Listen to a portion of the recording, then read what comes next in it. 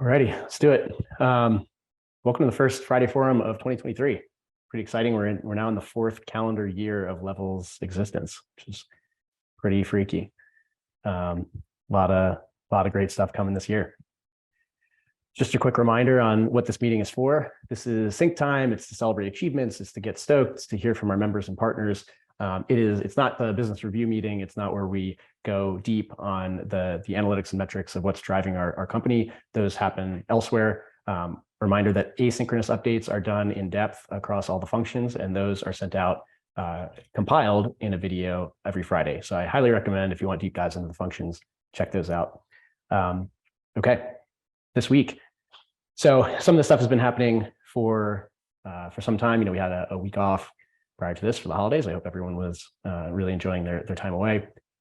We came back, and December happiness is at 96%, the highest in 20 months, which is pretty huge, pretty phenomenal. The content leverage of support is super high as well. So we had over 50,000 visits to our support FAQ, basically people being able to self-help themselves, which is huge. And then membership renewals. I mean, this is the first time we've done this. Largely smooth sailing. Certainly, it sounds like there has been a queue, which the support team really, I really appreciate all the effort to churn through that. But overall, really successful rollout of the membership renewals project. And we have the autonomy pilot starting as of Tuesday of this week to help us support sort of flexing up and down support, which is going to be a really important learning. This month, we published December's month in metabolic health, which is always a great roundup of what's going on. And then otherwise, it was a little bit slower as we make some technical changes to the blog, but Haney did a nice year-over-year review. Blog traffic is up year-over-year 82%. Overall site audience is up 60%. Organic search, which is really important. These are new people finding us through search, up 71%. And then email traffic up over 100%. So lots of really awesome numbers. It's these numbers are in the millions. So pretty awesome to see something, go up 80% from millions. And then logging 5.2. So in the app, we've got a picture here. Oh, sorry. I think this is 5.1. It's either 5.1 or 5.2. But basically, we now have like a prettier logging interface with these little pills that pop up with the suggestions based on image recognition. So this will be rolling out imminently, and should be much nicer, sort of cleaner approach to having suggestions that people can tag. And then we've got Rate the App, Labs 2.0/2.1 on the back end and front end work. Trends 1.0, basically being able to improve my data with trends on what's happening, over longer time periods as opposed to just on a daily basis. The engineering team has really taken, hit the ground running on 2023 projects that could use some refactoring. So essentially prioritizing the work that could be basically filling in gaps on new work in order to refactor and keep our code base like super fresh, which is great. And then levels 1.4 is very close to done. Okay, December orders were slow. So this was kind of to be expected. We've kind of essentially confirmed as of this month for the first time, we've had the doors fully open, the gates lifted, people are able to order ad libitum, so to speak. And there's definitely some seasonality involved here. So December orders were down, but January is tracking super strong, and not just because of renewals, but even if we adjust for renewals, January is up substantially. So, it seems like we're getting back on track, and this is going to be a really nice sort of substrate to start testing some of our demand capture initiatives, which on that topic, sign up 3.0 was a huge success. So as of right now, we have seen conversion rate increase of 33% over the previous flow. And just as a reminder, this was like kind of mostly just a communication, like messaging and aesthetics improvement. There are still tons of low-hanging fruit, I think, to continue to improve the checkout funnel, the sign-up experience. So, huge shout out to the team for pulling that together, executing on it, and really like a huge success. This is like $50,000 in revenue on the table just by improving this. And then the try it experiment, which was the $99 try it, we hit 2 times the target sign up. So sending out to a single cohort, we hit a 40% checkout completion rate. So from people that start checkout to completing it, 40% of those people end up finishing. That's like 20 times higher than our standard checkout. So this is huge. Now it's a small N. I don't want to say that this is like gonna hold at scale, but it really indicates that we're onto something here with having like an easier on-ramp into the product that doesn't cost quite as much. So lots more to learn here. We're going to do some retargeting on this as well, and then have kind of a final synopsis. We're also learning quickly from performance ads experiments. Our January CAC numbers are much better than the target right now.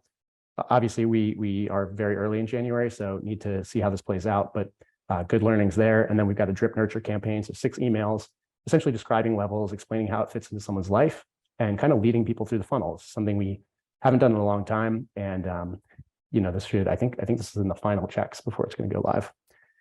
And then we had some big print pieces. So these are magazine print articles in Men's Health and Men's Fitness, both in the UK. We featured pretty prominently in these, and they were both like super favorable. And then we had a ton of other smaller press come out this week. So getting some great coverage, obviously priming the UK audience, which is awesome to see. And then also Mark Hyman's newsletter went live with a supplement promotion. And then finally, the work on what we're calling the growth rails, just essentially building the instrumentation to get better insight into week over week, month over month numbers, post hog, drip, lots of work. And this is already paying dividends, which is huge. And we've got some new memos coming out on how we're sort of fitting the demand capture strategy to the upcoming product improvements or changes to our roadmap, and an expansion outlook update based on UK. So big shout out to Tom and Karen, who are working hard on those and looking forward to them. A couple other things here. Dr. Anjali D'Souza had a really nice podcast with Haney, which I'm looking forward to listening to. I have not yet, about functional medicine. We had Carl Banks on metabolic insights, and let's see, a couple other pieces that were rerun, like Sam got a huge shout out on first round review, and we've got some upcoming mission patches. So I think that's basically it, but lots of great stuff this week. All right, with that, I want to welcome Ryan Baxter. Ryan is a Levels member, health coach, professional software engineer / I would say health technologist, given where he sits in the juxtaposition of those two spaces. And Ryan, you've been in this world longer than most people, and I'm really excited to hear your perspective on what you're excited about for metabolic health and your experience with Levels so far. Yeah, thanks, Josh, and thanks for everyone for having me. Super cool to speak to everyone. Like Josh said, I'm a software engineer and health coach. So software engineering full-time and part-time health coaching in the lovely state of New Hampshire here. And yeah, I first heard about Levels on a podcast. I can't remember which one, several years ago. And at the time it was still a closed beta, and just went to the website and signed up for the beta list, just gave my email address. And I think a couple hours later, I got an email from Sam, which was quite surprising, asking me why I was interested. And so I kind of gave him my background. And because I have my foot in both the software engineering space and the health and wellness space, I'm particularly fond of anything that kind of combines the two together. So I love technology and I love health and wellness, and kind of a CGM kind of fits right in there in the middle. And back then it was pretty much impossible to get a CGM unless you get a doctor's prescription. So obviously I wasn't getting one. I was not medically qualified for that. And so to get one through a third party was interesting. And so I jumped on the opportunity to join the closed beta and play around with it. And even though it was a beta, and obviously all betas have their rough edges, I immediately saw the value in seeing just real time what my blood sugar was doing based on the food I was eating, and the sleep I was getting or not getting, and the stress that I was under or not under. And even doing things like saunas and cold exposure and stuff like that. It was pretty cool to see the changes in real time. And I immediately saw the value, not only for myself as an athlete, because I've gone through several experiments for playing with different diets and stuff like that, but as a health coach for my clients who are also interested in their own metabolic health. So I had eventually have something that I could recommend to them that they could provide or do similar experiments, and then we could adjust lifestyle things based on what we saw on the CGM, which was extremely valuable, because it's one thing to kind of guess and kind of poke around in the dark and see if things are making changes. And with blood testing, you only know, several months down the line usually. But with the CGM, you can see it within, minutes or hours or days. You can see different patterns show up, which is really cool. And that's the value that I see in this stuff. And, I've seen levels evolve over the years now. And yeah, just appreciate the technology and everything you guys are doing, because it does truly help everyone out. And I see it not just for myself, but for my clients as well. That's really awesome to hear. I love the personal experience, as well as from the position of kind of a practitioner, someone who's trying to bring other people into an awareness of what's happening in their bodies. Right. If you could manifest one thing that Levels were to focus on, whether it's a new product, new service, improvement to what we're already doing, what would that be? What would you encourage us to focus on most? Oh, that's a good question.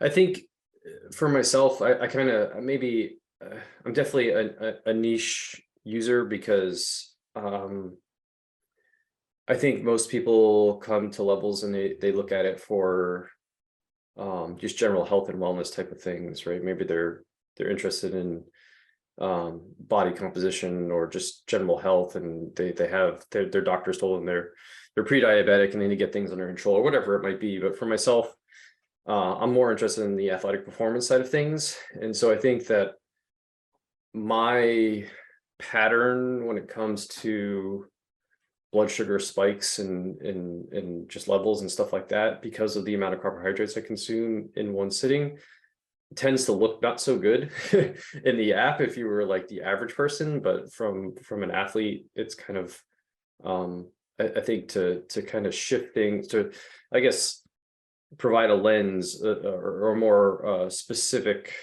why you're using the app, and then kind of shift things towards your goal, I guess is what I'm saying, is so that as an athlete, you might get a different set of insights than someone who's, more sedentary and just looking for general health and wellness, that type of thing. So yeah. Makes total sense. Yeah. The personalization layer is, it's the key sort of goal-based program, I think, experience. So that makes total sense. Yeah. I really appreciate that perspective as well. And certainly can relate. So anyway, Ryan, I really appreciate you setting some time aside on Friday to come hang out with the team. Feel free to stick around for the rest of the meeting. We've got, it typically runs for about an hour, but some deeper dives into stuff, and would love to have you join. Otherwise, this is just invaluable feedback, and appreciate you coming and join us. Cool. Thanks again. I'll hang out for a little bit. Awesome. All right. Culture and kudos. So Ben has hit 2 years as of this week. It's a huge shout out to Ben. Congrats. New Austin City native like myself now. And Brittany and Dave have both hit 1 year as well this week. So congrats, everybody. Really awesome to be working with you still. So excited for this next year. And then a couple shout outs that we had this week. So firstly, we had this great example of Adam kind of sharing how he's massively boosting his workflow. If you haven't seen this, definitely check it out. ChatGPT is a new tool that everyone's hearing the hype on, but this is a real world example of Adam just kind of like taking it and sharing how to fit it right into your workflow and literally 10x output. So pretty awesome there. And then big one from Murillo, who has been doing a ton to clean out dead code and take care of tech debt. So it looks like Murillo has been able to remove about 25,000 lines of dead code, which, this is just like, this is baggage essentially. And the compounding effects of not cleaning this up is really hard to understand. And so it takes an additional amount of effort to set aside time to go and do something that is not a visible problem. Like, this is the type of stuff that lingers in the background. So big shout out to Murillo's efforts here, keeping us cleaner, lighter weight, able to move faster. So all about efficiency. Really appreciate it. Okay, Sam, over to you.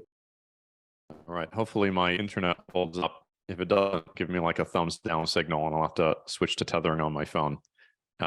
So the goal here is to go over one of our books that we did for book club a little while back, which is No Rules Rules, which is a book on Netflix culture. We share a lot of our cultural values with other companies. I think Netflix is one of the companies that is maybe most similar to how we think about it.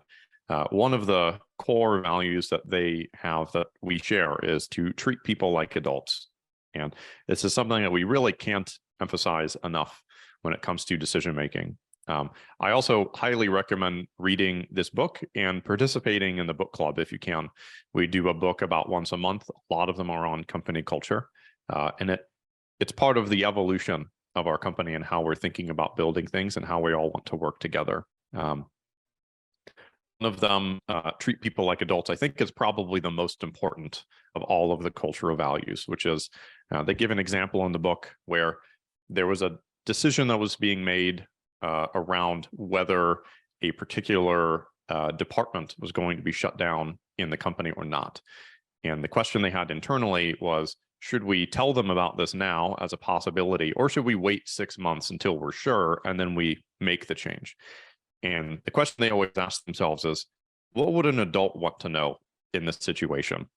Sure, they might get upset, they might be concerned, but an adult would want to know whether this affects their ability to buy a house or make other life changes. An adult would want to know that as soon as the conversation comes up. So oftentimes when people think about what sort of feedback to give people, they think, well, what if they reacted this way? What if they reacted that way? What if these negative consequences happen? What's really important is to ask yourself, how would an adult want to handle this? How would I want to handle this? What information would I want to know in the situation? And the answer is almost always, I'd want to know directly what it is as soon as possible. And that's something that a lot of people, I often emphasize this in our interviews, that when we're interviewing new candidates, this is something that we do take seriously. And everyone says that they want this. In practice, not everybody does. And so it's just something that we need to continue to reinforce internally and to just really be intentional about it and not hold things back from people because we don't think they can handle it. Another major concept here is around talent density, which is one of the reasons why you probably notice we take performance management seriously, and we're increasingly taking it seriously.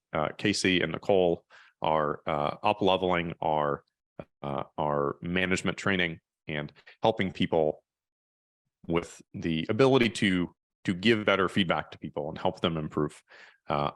Another is around feedback and transparency. You've probably noticed that we're much more transparent than the typical company is. We share our financials with everyone. We share a lot more information than most companies do about our strategy and our goals and about our performance. Most companies hide these things, or they sugarcoat them to the team, and only a handful of people really know the situation. And it's just part of our culture that we want everyone to know. Again, coming back to treat people like adults, because an adult would want to know what the situation is. And so that's a big part of our culture. The last is that we're a team, not a family. And this is one that it can be controversial, but it's also in some ways kind of obvious, where you can't hold people to performance standards when they're a family. When you're a family, you're there through thick and thin, and it comes with it often some, for those who've worked in environments, as I have, where there was this familial language, it can really create this pathology around changing where you work or making hard decisions because you can't really leave a family. So it can create a really toxic set of circumstances that we really just don't want to have here. So just recognizing that we are a team. We are here to solve a purpose. We have a mission to solve the metabolic health crisis, and that we're all working on that together, and that we are, as a collective, here to solve a problem and to hold each other accountable for that. Well said. Yeah, this book was a really great read, and awesome recap. Highly recommend everyone going back and checking that out. And also, we should probably, some of these like sort of perennial books, we should probably just do another run through at some point soon. This one in particular, because it's got so many themes that we're building into our culture. So thanks a lot, Sam. All right, company objectives. Level shows you how food affects your health. No changes here. Everyone should be working towards this priority. Products is top priority in Q1.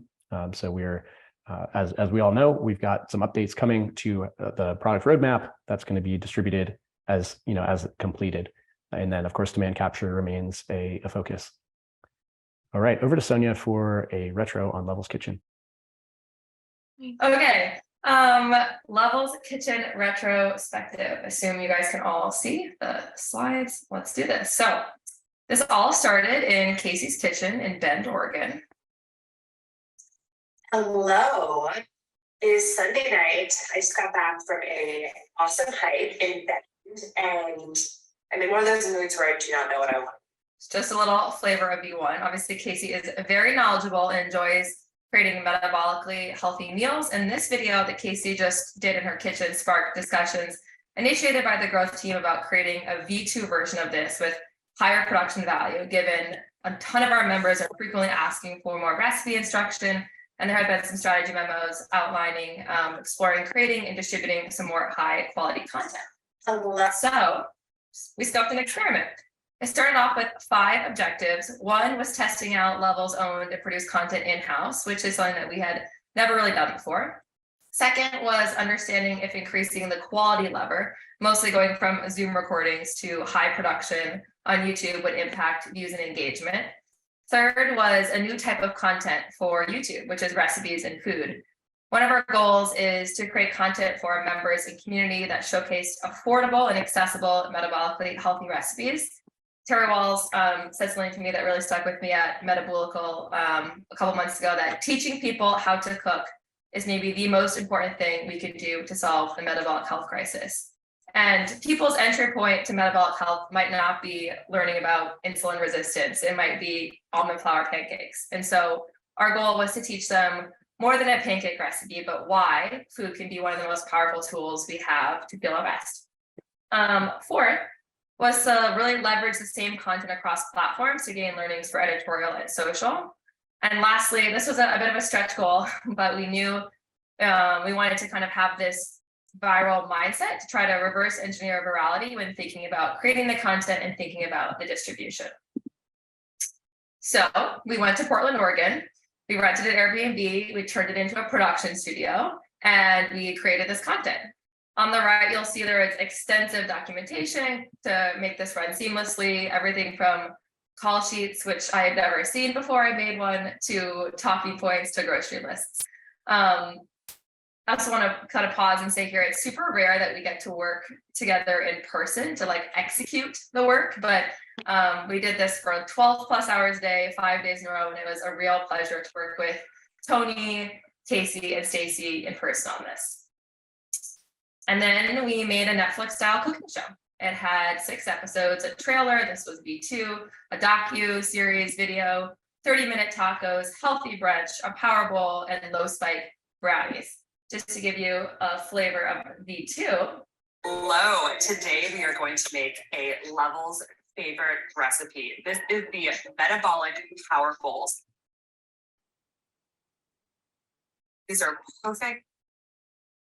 And our audience loved it. We had lots of positive comments on YouTube, on social. And this was likely because the content was high quality, it was accessible, and it was valuable. The YouTube videos had strong retention and click-through rate. Our subscriber rates showed that our audience was engaged. And as you can see here from the comments, our community responded very positively on social.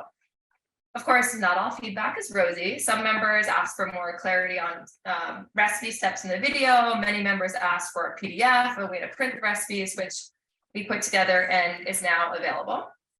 I imagine next you kind of want to dig into the results, but whoops.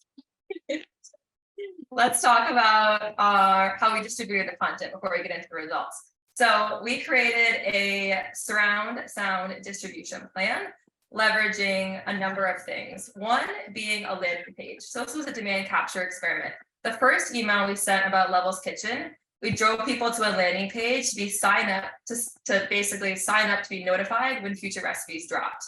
Many of our advisors and partners kind of helped amplify the landing page as well. And overall, this was successful. We've never done something like this, but we had 13,000 views. We collected almost 4,300 emails, and 3,000 of those emails were brand new. So it'll be interesting to see how these convert in the future.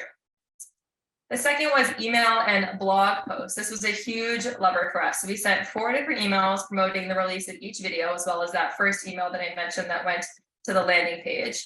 And 50% of the views on YouTube were driven by external sources, mostly from email. And so email is a very important lever in this kind of surround sound distribution.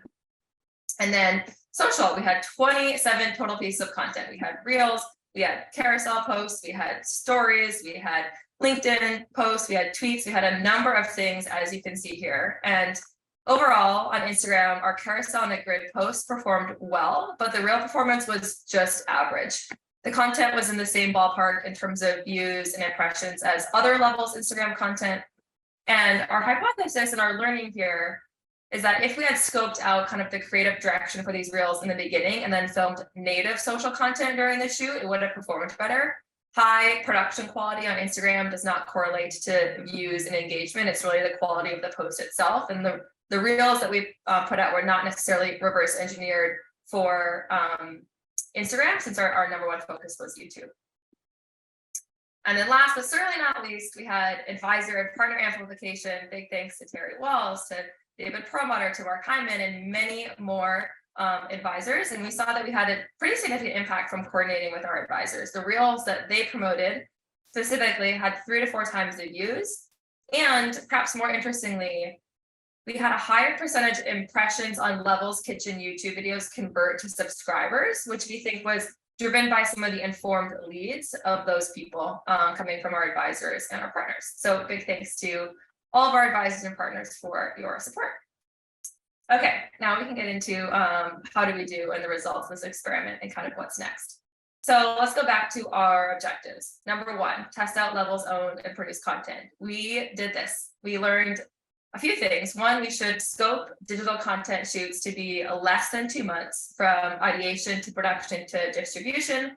Now we have a better sense of how long things take in-house, so we can better project manage from start to finish in the future and loop in contractors to kind of maximize our team efficiency, which was kind of another learning. Is it's best to execute these with a blended approach of in-house and contracted support to minimize our internal team investment time, outsource as much as possible without sacrificing creative direction or brand quality.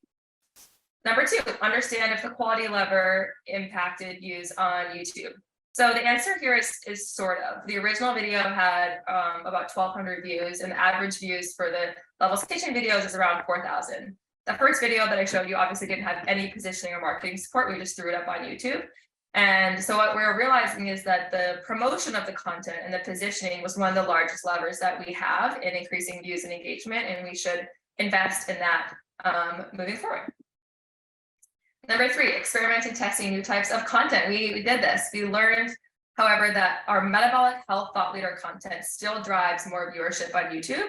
But the takeaway is that offering high quality food and recipe content certainly builds brand hype on social and can be used to retain members in app. We know that the cooking content does well, so we should continue to iterate on formats like more reels, more shorts, and other delivery mechanisms like on social or in app or through partners and advisors. Leverage content across platforms. We did this as well. This was really the first time that we created this sort of surround sound distribution and realized that we should implement and systematize this for major digital content releases in the future. And in addition to leveraging kind of all the platforms, we should continue to integrate demand capture experiments like landing pages and PDFs of content into our project plans, considering the importance of that as one of our priorities right now. And last, while we did not make a viral cooking video, we did exceed our goal of getting 5,000 to 10,000 views in the first 30 days. And since YouTube is perennial, the videos will continue to gain views. Our overall learning here is we can still improve as a team and kind of having a virality mindset and understanding kind of how to produce stuff that's highly engaging for people and learn from who's doing it super well in the industry and pick up some more best practices. So, what is the verdict of Levels Kitchen? The verdict is in. This was a successful experiment. We met all of our learning objectives and then some. I think the icing on our metabolically friendly brownies, so to say, is that we captured 3,000 new emails. We learned how to build this surround sound support system for amplifying our content. And we really signaled that Levels as a brand produces high quality content, even if people didn't necessarily comment or watch.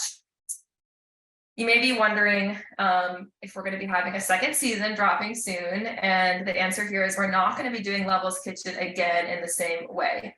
We know cooking content does well, so we'll continue to iterate on our format, like more reels and more shorts, potentially even inviting creators or advisors to cook with us, and other delivery mechanisms, again, social and app, or through partners and advisors.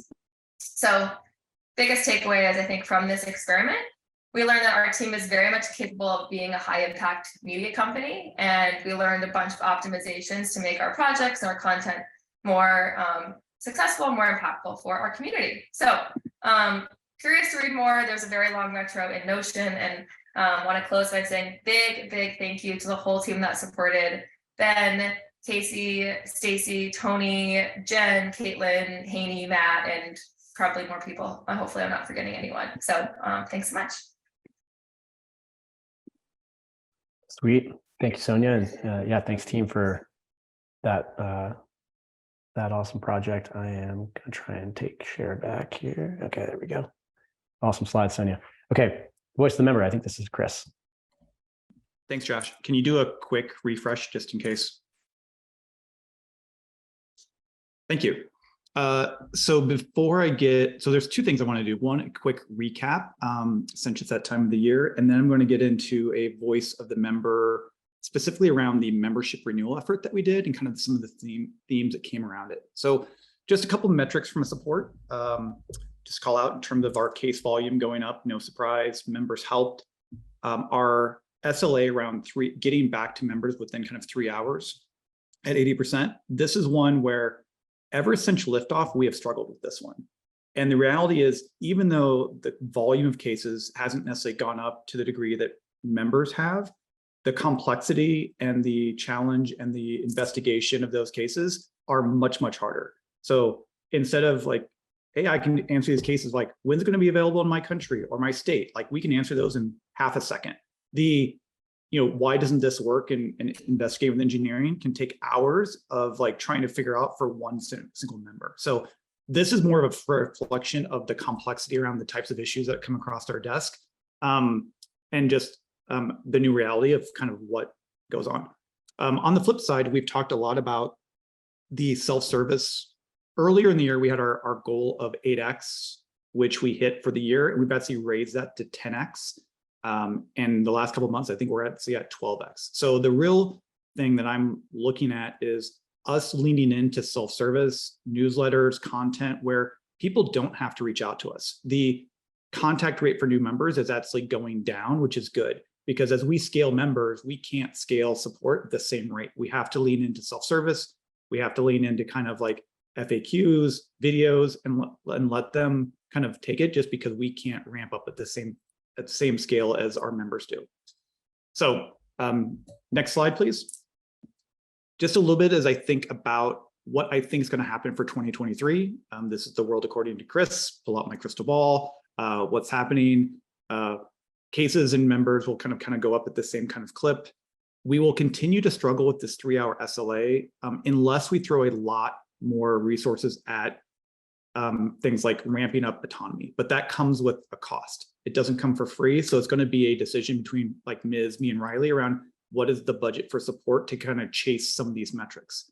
And we really plan to really kind of lean into self-service to increase that and to really drive down the new member contact rate at some of these goals. So cool. All right, next slide. Now back into membership renewal. As Josh talked about earlier, this was a really, from a support perspective, a really successful, even though it was really busy for us. So as many of you know, on the left, we had a number of different emails that we sent out, reminding them a month out, 3 days out when it happened. The table on the upper right is a list of some of those emails we sent to pretty much all of our members and how many cases it drove. So in updating your memberships, it's up for renewal. It's going to renew soon. It's going to expire soon. It has ended. We've now just charged you. So you can kind of see each time we email our member, we kind of get a backlash of like the responses of people having questions. The chart on the bottom right is actually the overall inbound messages received kind of from those campaigns or kind of cases, getting almost 400 additional cases from just this campaign. The back half of this and kind of really for the last 2 weeks, remember during the time that we added a lot of this volume, we were short-staffed. The team was really on holiday breaks. They were spending time with family, taking breaks, recharging for what we knew was going to be a busy January and February. So we were kind of more like weekend level support. So team members coming back from a holiday vacation with family and like, oh, there are 300 unanswered support questions in the queue. That's a new record. Normally we like to keep it around 50 or 75. So this was definitely, it probably was a gut punch, but one that we expected. We knew this volume was coming and it actually could have been a lot worse. So we view this as a success, but it was a reality of every time we engage and message our users, it's going to drive volume. So now when we have those cases and kind of like how much volume, let's get into a little bit of like some of the themes. Next slide. First theme, roughly 10% of the cases. So I just kind of did a sample. I picked about 100 cases, kind of read through them and did some rough categorization. Please cancel my membership. Can you please cancel it? Please do not renew. This is an area where we've been doing a lot of work around the member portal and specifically around member portal 2.0. So I just want a big hat tip to Kosama and the team. This is going to be huge for support. But even no matter how easy you make it, you put a big call to action in the email, you make a good portal, it's all self-serve, you are always going to get some people that say, can you just do this for me? Like, this is just the nature of the beast. So, but the member portal, we're super excited about. The more things that we can push people to do themselves versus us having to do it is going to be a game changer for support. Next slide. Membership discounts not applied. As probably many of you are aware, we actually did some experimentations for people that we said, well, what if we offered them to renew for $99 or $149, or we gave them a discount? So there were some experiments going on in addition to this. And what happened was people saw the offer and then they went to check out and they didn't see the discount price. This happened, wasn't too much, but it happened enough. The real takeaway from our perspective is, and I'm not sure how many people, people close to coupons know, we've been making a lot of changes of how coupon codes are done. We used to be all through Retool. If you add a URL, a partner code to the end of a URL and it cascades through. Then we moved it to Stripe. Then we had the Black Friday where you entered it in the coupon code within the cart. So the way that we apply discounts and coupons has been kind of very changing. So more just continue to educate, not just support the team, but like company-wide, like here's how you apply discounts. Here's how you kind of discount coupon codes and how it works, just so we're all on the same page. So this is one where as we're changing systems, there was a couple things that we got missed of like, how does that say, does it carry through? Does it not? Do they apply to the checkout or not? So next slide. Membership versus subscription mix-up. Yeah, thanks, Taylor, on this one. This is one we see a lot of. So a couple call outs. The things in orange are me adding context where someone says, can you delay my membership to once every 6 months? They're talking about subscription. I've extended my membership to April 2023. They're talking about subscription. So it just, or people saying, hey, I'm not 100% clear here. I signed up for a subscription and that doesn't include CGMs. And the confusion around people interchanging subscription and membership happens all the time. So it confuses members. It then also confuses support. When you get someone says, oh, I did this with subscription or I did this with membership, and they're really using the terms incorrectly, we have to actually ask, like, is this what you really mean? So the thing on the ask from us is, and I know a lot of these are starting to happen on the sign up 3.0, explaining the memberships and memberships, and not just at sign up, because a year later people are going to forget. Are we including it in the app or in our newsletters? Are we reminding them the benefits of membership so it's something consistent? And then with us charging $199 for both of them adds an additional layer of confusion. It's harder for them to know that these are two different things when we charge the same amount, because they think dollar amount to item. So we're causing additional confusion by the fact that we charge the same amount for them. Next slide. I didn't sign up for membership. This is kind of related again, where people are blowing through the cart. They're like, I want a level CGM. I'm just going to hit next, next, next. They kind of agree to the terms. They're not really reading everything. And they're like, I didn't even realize I had a membership. I don't even know what a membership is. Like, has this been on the whole time? Like, why did I get this? Again, this kind of clear calls around what membership is, the values of it, and not just at the checkout, but over the entire experience with members, to make it from like, yes, I understand what membership is, I know the value of it, and I understand like when it comes up for renewal versus being caught by surprise. Next slide. And the last one is membership extension ask. There was a lot of people that said, hey, I ordered this a year ago and I just am now getting around to opening my box. Can I get an extra month, an extra 2 months of membership? If I start my sensor now on January 3rd, is it going to not work? So this is one where we see a lot of people that it became a call to action of, oh, what's going to happen if I have these unused sensors and do I need to pay another $199 for just an extra week or 2 weeks of sensor use? The two calls out kind of the team. One,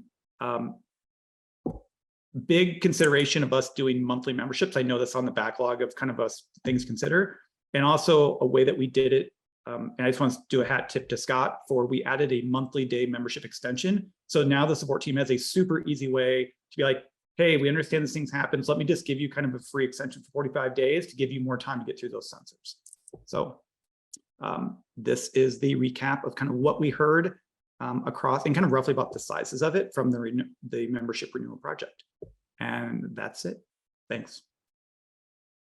So good. Yeah, excellent update. Thanks to the support team for, once again, another new challenge and new sort of season for support tasks really to adapt to this stuff. So the insights are awesome. I know this is going to help us continue to improve our messaging, our product marketing, our funnel. So awesome. So thanks team for the work that goes into this and also surfacing these retros. All right, quick hiring update. So we have Subiksha Somanathan joining the R&D team. Very excited about this. She's going to bring a great skill set and expertise to that research development program, which will be starting January 20th. And that is the newest team update. We still have an open role there as we continue to converge on our core team. If you are interested in a role at Levels or interested in the culture that we're building here, shoot us a note, send a standard application in, or point your friends and family to levels.link/careers. Okay, well, made it through pretty quick. Got some individual contribution time for the first time in a few weeks. We will do this. I'm going to stop the share, and you can use the reactions to raise your hand like this. I highly encourage everyone to jump in, share something professional, share something personal. I'm going to say I am just absolutely jazzed for 2023. I got sick on Christmas and have been working through that for the last 10 days, but the mentality is strong right now, even if the body is weak. So I'm ready for the challenge. Super excited about the team. We got so many good things in progress, and it's just crazy that we're 4 years in right now, and I feel like we're just getting started. So also the weather down here in Austin is pretty nice, and as soon as I kick this thing, I'm going to be getting back after it and trying to catch up to Mike D.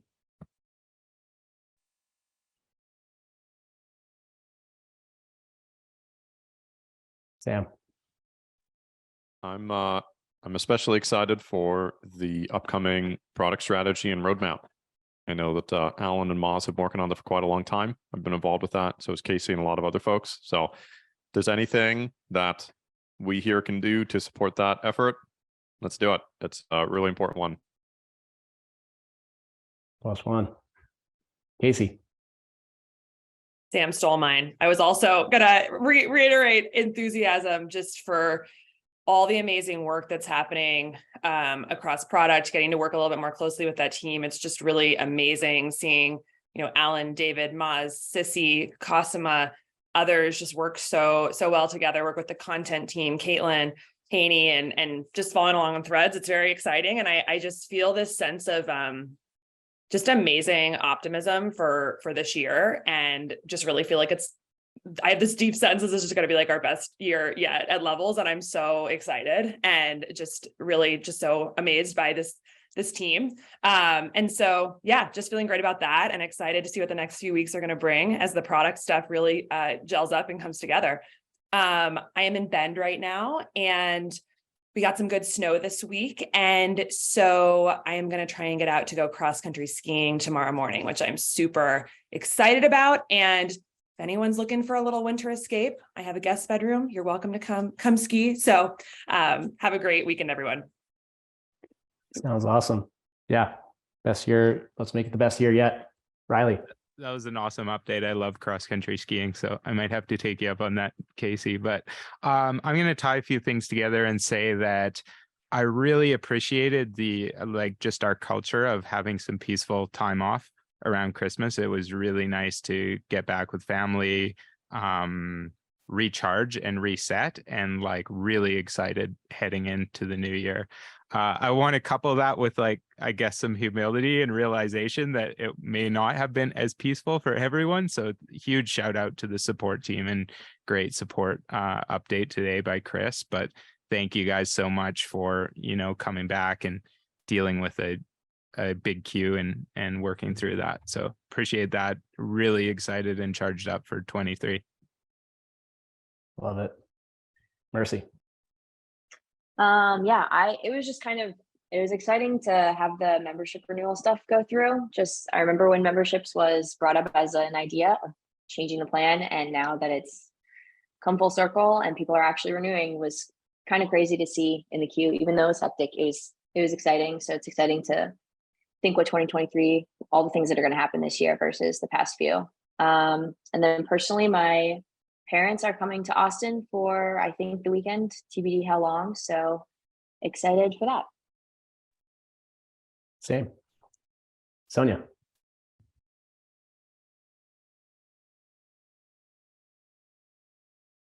Oh, we got you on Can't the hear mute you, again. Sonia.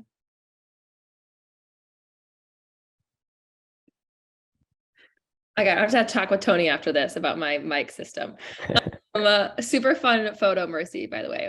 I love that, your Zoom photo. Okay, so I am feeling super energized also for 2023, especially from a call that Casey and I had yesterday, a Q&A with members that was done as a demand capture experiment. It was probably more of a successful member engagement experiment than demand capture, but it was just this incredible group of 20 members, and just their depth of questions and their appreciation and their curiosity and seeing how Levels is truly changing the way they live their life was super inspiring and exciting. And I want to do more kind of community calls in the future because that was really energizing for me. And personally, everyone in my family and my partner's family got COVID over the holidays, except for me somehow. I don't know how I escaped it. And so we are making up for some lost time over the holidays, and I'm going kayaking up in the Channel Islands tomorrow morning. So that should be really fun. That sounds awesome. And yeah, sorry to hear about the fam. We also got hit pretty hard. Matt. What everybody else said about 2023, really excited for it. But I've been really pleased to see the autonomy agents getting onboarded and ramped up over this past week. This was their first week, just really digesting our onboarding documents and just all of the culture videos and everything. And it's just really cool to see them engaging with us in Loom and really diving in and talking about what they appreciate about the existing documentation. It just goes to show how long of a way the documentation culture we have here at Levels is, and I'm really appreciative for that as they get ramped up. So I'm really excited about their progress there. And then personally headed to Florida next week to hopefully get some warm weather and swim with manatees. So that's the update. Hope everybody has a good week. Very nice. Love it. Maz. Hey, everyone. On the product side, the thing that has been really exciting is the experiment that Casey has been doing. She's been doing an experiment with 100 members with CGM and without CGM to test the hypothesis. Some of the hypotheses that we're designing to. And it's just been really fascinating seeing their feedback, their pain points. It is just unreal to see this 100 people interact with Casey, and it's really encouraging, the results.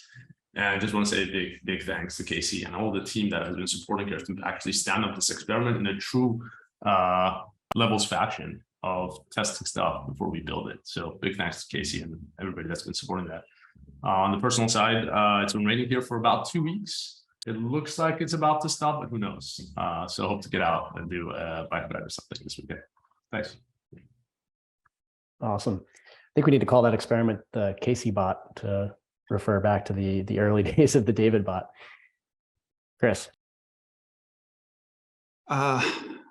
I completely echo a lot of the comments of what people are excited about, the roadmap, where we've come, what we've done, all the exciting things kind of that we have planned for this year. Super jazzed and just can't wait. A couple specifics. I love the update from Karen on the sign up 3.0. The changes look great, and as you back it up with data, like a 33% lift in conversion rate is massive. And they're just getting started. So just being able to kind of, do things around like clarity and making it mobile friendly, like there's just so much to be gained on that to kind of unlock growth. So I don't think we can do enough in that area. So Karen, I just want to appreciate your leadership on that program and your effort to drive it forward. It's been awesome. Also, as I mentioned, I think earlier, again, big thanks to Cosmo and the team for Member Portal 2.0. Like the more that we can get people to self-service and kind of, change memberships themselves, it's a better experience. It reduces volume as opposed to them having to wait for us to ship something earlier or later or cancel. So I just really appreciate you and the team taking a cycle to kind of think about kind of support reducing contact volume. So just, big shout out. And then lastly, I want to thank our engineering partners in crime, those that are in the trenches with us support every day. Scott, Maxine, Ian, Hal, and I realize sometimes like, they're like, oh my God, will support just stop emailing whatever this new bug is? But it's part of us kind of learning in live. Like we launch features, we need velocity. We can't take 5 months to QA something in every edge case. We learn by getting it in front of 5,000, 10,000 members around like what breaks and having that quick feedback loop to be like, oh, like we missed that edge case and let's fix it quickly. That just feels great. I've never had a company where the feedback loop between support and engineering is that fast. And I just want to make sure I want to say thank you to engineering for being such a great partner. Beautifully said, Chris. Thank you. Lots there. Yeah, stoked for those efforts. Awesome shout outs. Scott. That's sweet, Chris. Thanks, bud. Professionally, I feel like we hit a new like step change, and there's so much going on. I can't keep track of it on a level that I maybe couldn't keep track of earlier, and that always feels good. I think also too, we've added, we're sort of closed up on hiring for a little bit, but the last engineers that we added, I feel like I've just had really good interactions with. So Juan and Farhan and Raphael, good to see you guys getting up to speed and doing some stuff. On the personal front, my parents couldn't come for Christmas because they had 2 flights canceled, neither of which were on Southwest, which kind of sucked, but we just booked Hawaii in March, which is going to be super fun. So go out for a week to do that. Also going to San Francisco later in the month. So if anyone's out and in town, that would be cool to see you. On a weird personal front, like just personal finance stuff, I found this new app called Copilot, which was really cool. I just feel like we just are like all the financial stuff's just spread way too far. And it is the most beautiful by a long shot interface that I've ever seen. And I like every single day we're going through the triage, and it's like this new cool thing that me and my wife get to do just to make sure we don't get lazy on the money front. So anyway, I love talking about this stuff. So if you guys want to talk about it, it's super interesting to you, let me know, and definitely give Copilot a try, because it's yeah, it's always scary to do the end of year recap and going, oh shoot, I think we should have been a little tighter this year, but we didn't. So yeah, does it link with the Apple Card? No, but you shouldn't use the Apple Card because there are way better options. All right, fine. Yeah, I'm lazy though. All right, great tips. We're getting the whole 9 yards on today's Friday Forum. I love it. Yeah, ChatGPT plus Copilot. Never touch your finances again. Awesome. Anyone else for shares here? Got a couple minutes left. Any great tips and tricks? All right. Well, just to remind, we've got cafes after this. Nicole, anything on that we should share with everyone? Yeah, I'll just do a quick plug. Speaking of finances, I was going to pitch as our theme for breakouts to be 2023 goals or habits that you want to focus on, or conversely, how much you hate yearly goal setting, if that's your passion too, because I know that's also a hot topic. So if you want to stick around and talk about that, we'll have a few minutes as a big group, and then we'll break out into 3 or 4 per group, and we can talk about that, or you can go wherever the conversation, meanders. But feel free to stick around, and we'll stay on the same link, so you don't have to go anywhere or change Zoom links. But yeah, feel free to stick around, and we'll give people a chance to leave, so don't feel like you're trapped into the next breakouts either. All right, awesome. Well, give it a couple minutes here. Anyone else want to share something? Otherwise, feel free to jump off if you need to run, and I will hand it over to Nicole.